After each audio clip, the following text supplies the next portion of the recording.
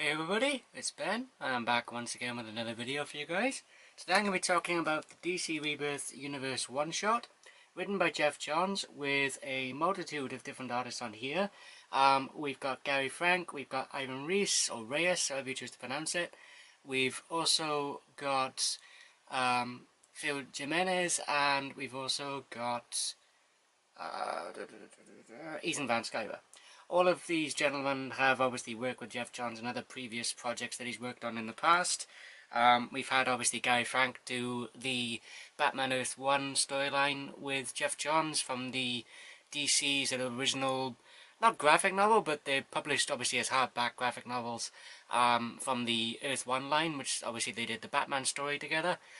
We've had Ethan Van Sciver, who's obviously worked with Geoff Johns on his work on the pre-New 52 Green Lantern series from the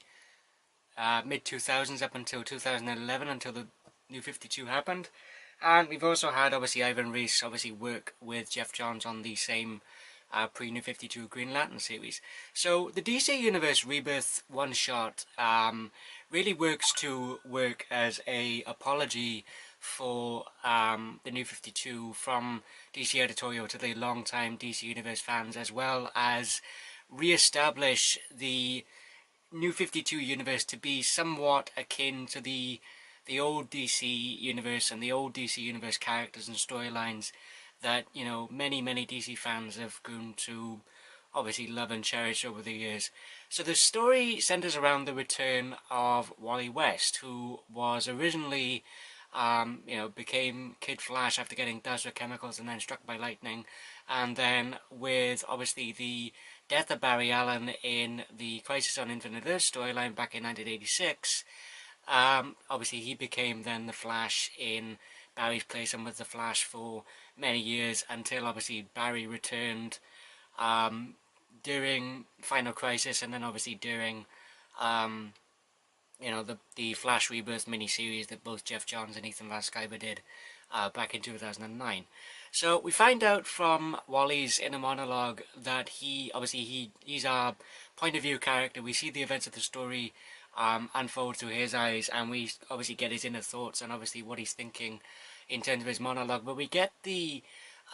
story from Wally's perspective in that when Barry went back to rectify the mistake that he made, which obviously brought about the existence of the Flashpoint universe and obviously attempted to rewrite the universe history, and we then got the New 52, we find out that somebody had interfered with Barry's plan, and the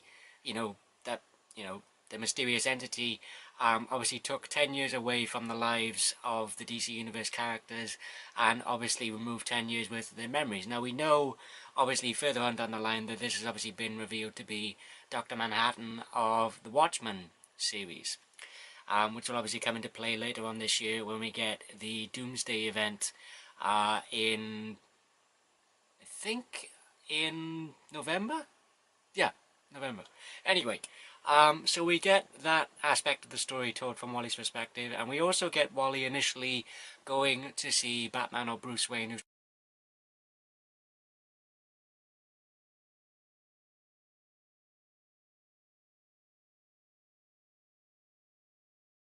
so we have initially, like I said, Wally going to see Bruce Wayne, and he initially tells Bruce who he is. Of course, Bruce doesn't remember Wally West, or the pre-New 52 Wally West anyway, as we'll call him, just to avoid any confusion. So he tells Bruce to remember the letter that his father gave him from the Flashpoint universe, which obviously within that universe, Thomas Wayne was Batman after seeing Bruce gunned down in front of him, and obviously his wife Martha Wayne then becoming the Joker. So we get that aspect of the storyline in terms of obviously Wally's interaction with Bruce Wayne. The artwork throughout this issue and the colouring, from the artwork from Gary Frank, from Ethan Van Sciver, Ivan Reis, or Reis, however you choose to pronounce it, Phil Jimenez, and the colouring done by, Jason Wright. We've got Brad Anderson. We've got Hi-Fi, which I guess is kind of a pseudonym for one of the colourists as well. And we've also got Joe Prado, or Prado is Prado, however you choose to pronounce it. Every one of the, the creators within this issue does a phenomenal job, both from a writing and a storytelling perspective from Geoff Johns' side of things, and obviously the artwork and the colouring from the various individuals whose names I've just reeled off. So over the course of the issue, we see obviously Wally getting repeatedly sucked back into the Speed Force, and so he's trying to build a stable enough connection with somebody from this universe so he can enable himself to essentially be brought back to life and be let out of the Speed Force, essentially. And we see obviously the trials and tribulations that Wally goes through, as I said, when he leaves obviously the Batcave after he's spoken to Bruce Wayne, after he gets pulled back in. He goes to see Johnny Thunder, who was a member of the Justice Society of America. He goes to see obviously Dick Grayson, who was obviously a fellow Teen Titans member. He even goes to see some of his his rogues gallery from his days as the Flash. So we obviously got we've got other Teen Titans members as well. Obviously, Cyborg. We've got, various Flash villains from, like Captain Boomerang. All other various individuals that Wally's interacted with over the years. But then he realizes and laments on the fact that Linda Park, who was obviously the love of his life and his love interest, and then eventually became his wife, in the pre-New 52 Flash series, obviously from the era when Mark Waid initially wrote it and then Geoff Johns took over for the latter sort of half of the series, if you would, after Mark Waid left. So he comes to the realization that Linda is his lightning rod or his way back, but of course there's a really heartbreaking moment when he literally appears in a flash of lightning in front of Linda, and much to his, his dismay and his, it really crushes him, the fact that obviously Linda doesn't know him and she doesn't remember him, because obviously everybody's memories were wiped away, from the past decade, and obviously Linda was one of them. And so, this really breaks Wally's heart, and then he finally gets, pulled back into the Speed Force for what he believes is the final time, but then he gets a chance to actually appear before Barry Allen, who would obviously be,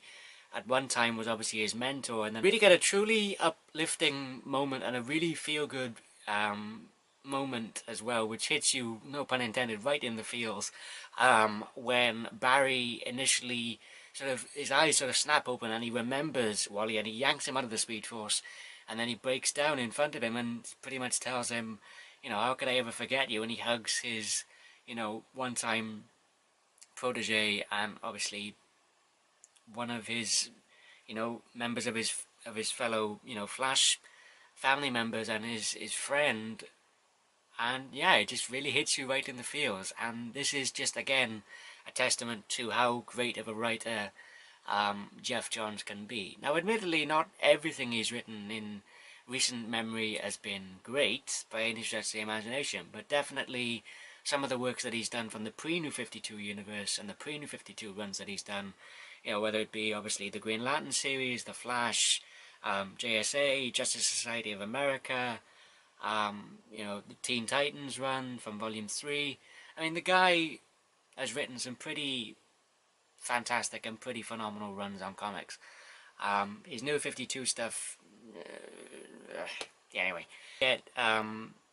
Wally regaling to Barry the fact that obviously when he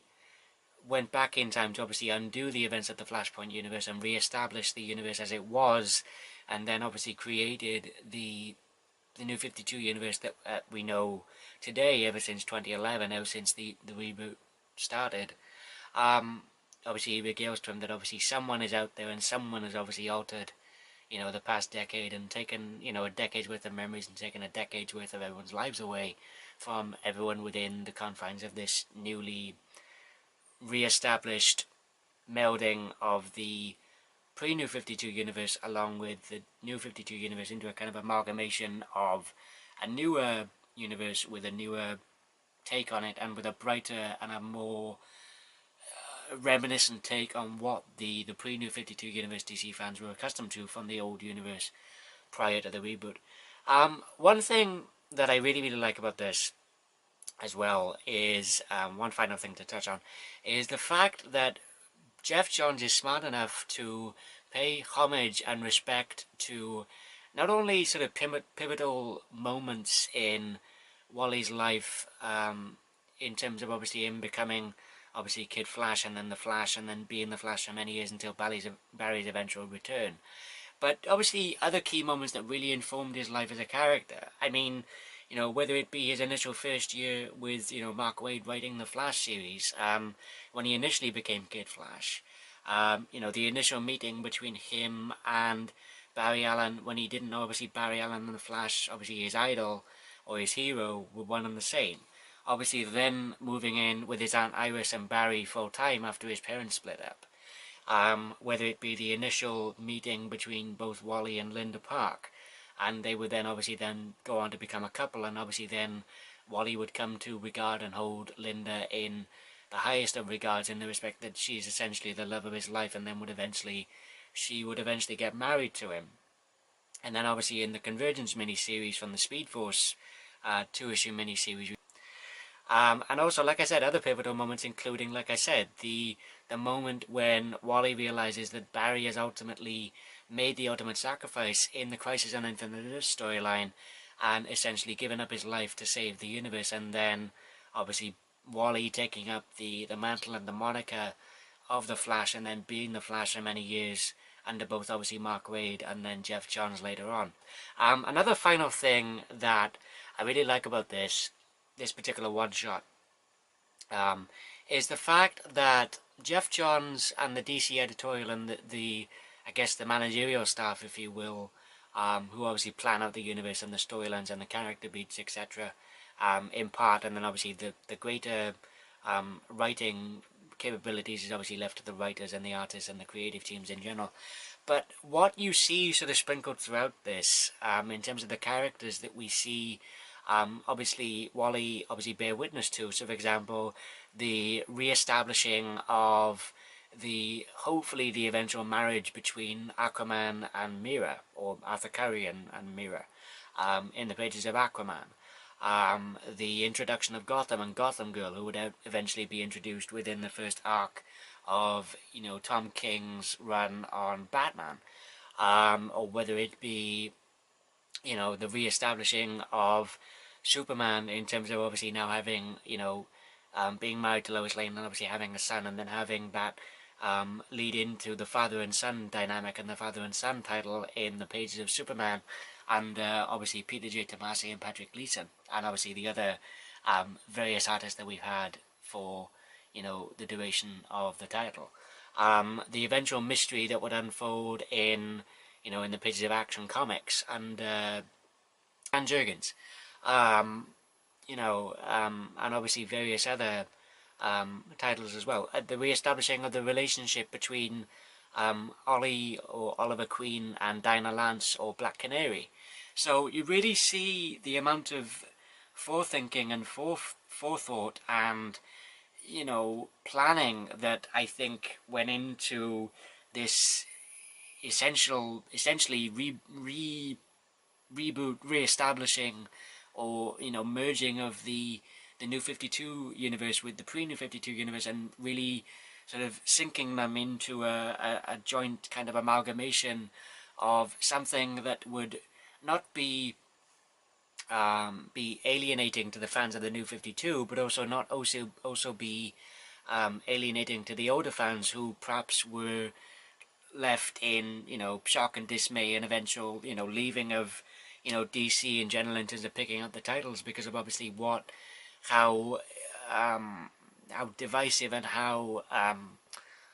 essentially how polarizing for a great many, the DC New 52 Rebirth relaunch,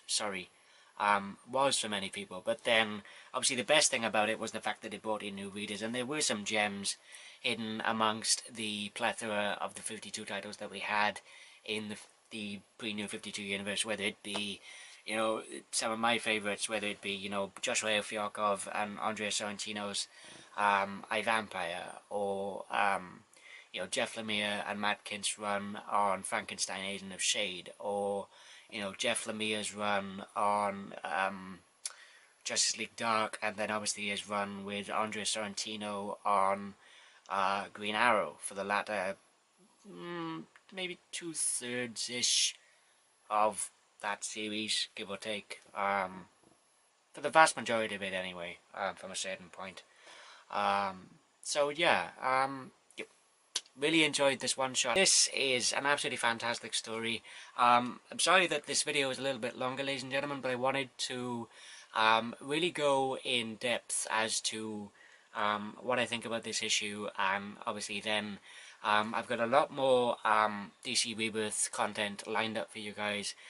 from various titles from the DC Universe lineup. Thanks everybody for watching. As always, feel free to, like I said, rate the video up or down, leave a comment below in the comment section, tell me what you think of the Rebirth one-shot and what you think of the video overall. And as always, if it's your first time here, by all means, please feel free to subscribe for future content. As always, thank you everybody for watching, ladies and gentlemen. I have been your host, Gamma896, signing off, and I will see you guys next time with another video.